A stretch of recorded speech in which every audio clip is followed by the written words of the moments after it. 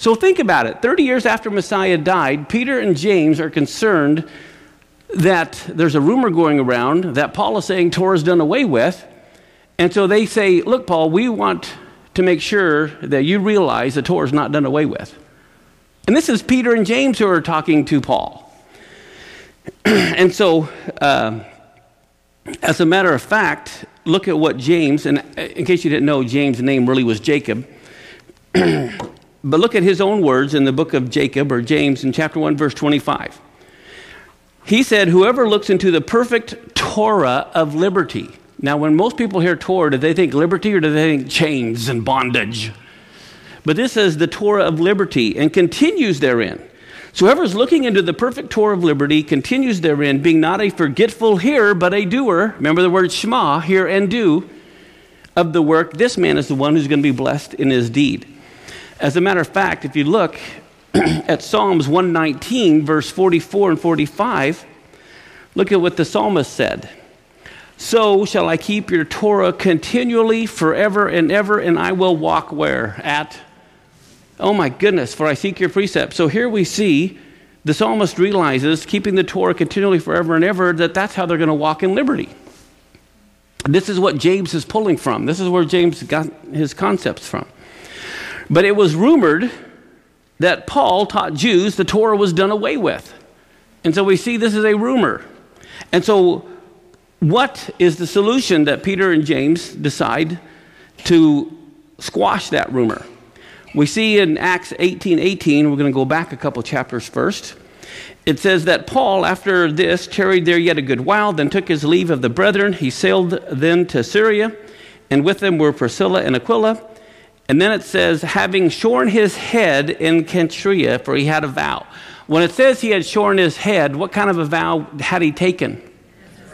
A Nazirite vow. So let's take a look at this in Numbers 6, 1 through 5. Here it says, the Lord spoke unto Moses, saying, speak to the children of Israel, and say to them, when neither a man or a woman shall separate themselves to vow a vow of a Nazirite, to separate themselves to the Lord, he shall separate himself from wine and strong drink. He shall drink no vinegar of wine or vinegar of, strong drink. Neither shall he drink any liquor of grapes, nor eat moist grapes or dried. All the days of his separation shall he eat nothing that is made of the vine tree, from the kernels even to the husk. All the days of the vow of his separation, there shall no razor come upon his head, until the days be fulfilled in which he separates himself to the Lord. He shall be holy, and he shall let the locks of the hair of his head grow. Okay? But now, what does it say happens? In verse 13 through 15, it says, and this is the law of the Nazirite. When the days of his separation are fulfilled, okay, when he said, I'm going to be a Nazirite vow, I'm going to take it for a year, or for 2 years, or for 6 months, whatever. Once it was over, it says, he shall be brought to the door of the tabernacle of the congregation. He shall offer his offering to the Lord. And look at what he has to offer. Look at all these different things. And begin to add up in your mind what the costs are here. He has to offer up a male lamb of the first year without blemish for a burnt offering, a female lamb of the first year without blemish for a sin offering, one ram without blemish for peace offerings, a basket of unleavened bread, cakes of fine flour mingled with oil, wafers of unleavened bread anointed with oil, and their meat offering and their drink offerings. First off, how many of you know if you're going to buy a lamb, having it without blemish alone is going to increase the cost? And you got to buy a male lamb, you got to buy a female lamb. You have to also buy a ram. Now that's going to be even more expensive, and it also has to be without blemish. Then you got to get your unleavened bread and oil. That's going to be expensive. So when a Nazirite vow is voluntary. You didn't have to, but if you're going to do it, it's going to cost you something. Okay? And so here, this is a very expensive to be doing this. And now let's look at Numbers 6, verse 18. And then it says, at the end, the Nazirite shall then shave the head of his separation at the door of the tabernacle of the congregation, and he takes his hair and he puts it in the fire, which is under the sacrifice of the peace offerings. So they shave all their hair, and they take all their hair, and they throw it into the sacrificial offering. Okay, so here we saw that's exactly what Paul had done. Okay. Acts 21, verse 23 and 24. So here, Peter and James tell Paul, okay, look, here's what we want you to do to prove to everyone that this rumor is false, that you think the Torah is done away with, when we know, when you know the Torah is not done away with. He says, do this. We have 4 other believers, or Jewish Messianic Jews, which have a vow on them. They also took this vow. Take them and purify yourself with them and pay for all their offerings that they have to do. So now it's like, oh my gosh, I got to put out the big bucks. Paul says, not only do I have to pay for all of my own offerings, I've got to pay for 4 other guys as well, that they may shave their heads. Because here's the thing, if their vow ended, but they didn't have the money to pay for the vows, they had to keep going. And so maybe these people didn't have the money, I don't know. But Paul, they said, I want you to pay for everything.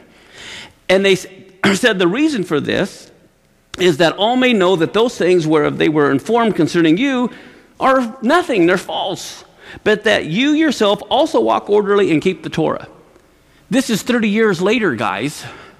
This is 30 years after the Messiah had died. Paul's gotten saved. He's gone on several missionary journeys. And here it's Peter and James that are telling Paul, we want to make sure you know, that everyone else knows that you keep Torah. So here were 4 Jewish believers, along with Paul, under the direction of the apostles, doing sacrifices also. Did you notice that? That meant they had to be doing sacrifices to offer up all these lambs and rams. So again, it was under the direction of James, the brother of Jesus, and Peter, that Paul do sacrifices in the temple, not only for himself, but for 4 other guys. And again, this is 30 years later. And so this proved the rumors were false and that Paul still followed Torah. Now, do all of you get that Paul followed Torah and that he was doing sacrifices in the temple, and Peter and James followed Torah and wanted to make sure everyone knew that Paul did? Now, I want you to realize this. When you read the book of Galatians was written 7 years before this event. Okay? Timing is very important here. Galatians was written 7 years before this event happened. Why is that important? Well, let's go and look at Galatians 2, 11 through 13. It says, when Peter had come to Antioch, Paul says, I withstood him to his face because he was to be blamed. For before certain men came from James, he would eat with Gentiles. But when they came, he withdrew and separated himself, fearing those who were of the circumcision. And the rest of the Jews also played the hypocrite with him. So even Barnabas was carried away with their hypocrisy. Everyone familiar with that verse? Okay, now remember, this event happened 7 years earlier. Now, do you think Paul's going to be a hypocrite after accusing Peter of being a hypocrite? So do you think Paul meant it and what he did? Of course Paul meant what he did. So that tells us Paul is not going to be a hypocrite. I mean, he's already accusing Peter of being a hypocrite 7 years earlier. So the fact that Paul is keeping Torah, what we're seeing is that's his true self. He's not going to be a hypocrite. Look at Galatians 4, 8 through 11. Here he's speaking to the Galatians. Now the Galatians were mostly Gentiles that didn't know Torah at all, and he's trying to train them. And it says, howbeit then, when you did not even know God, he says, that you did service unto them, which by nature are no gods. But now, after you have known God, or rather are known of God, how turn you again to the weak and beggarly elements, where you desire again to be in bondage? You observe days and months and times and years. I'm afraid of you, lest I bestowed upon you labor in vain. So I spoke about this verse a few weeks ago. I don't remember exactly when. But again, he wasn't talking to them. When you read these days and months and years, he's not talking about the Torah or the feast days. He's talking about all of the pagan holidays. They were astrologers. It was in Galatia where they were worshiping this Jupiter and Mars and Mercury and all the planets. And he's saying, oh my goodness, have I bestowed all this labor upon you in vain? I've been giving you the feast days, and now you're going back again into your horoscopes and paganism, like the year of the pig and all this kind of stuff. Okay? So many people will use that verse to say, see, you're not supposed to keep the feast, look at this. But you got to know the context of who he was talking to, so you know what he was talking about. And when you realize that he still kept the feasts, he'd be a hypocrite telling the Gentiles not to do it. He'd be doing the same thing he was accusing Peter of. So, to think it meant that Rabbi Shaul, the Apostle Paul, did away with the Torah or God's instructions, then Paul's a hypocrite. For us to misunderstand these texts to mean anything Jewish, and here 7 years later, Paul is doing very Jewish things, and he was either a very big hypocrite or we have misinterpreted the text. And how many of you know, more than likely, as Gentiles, we probably misinterpreted the text, the context.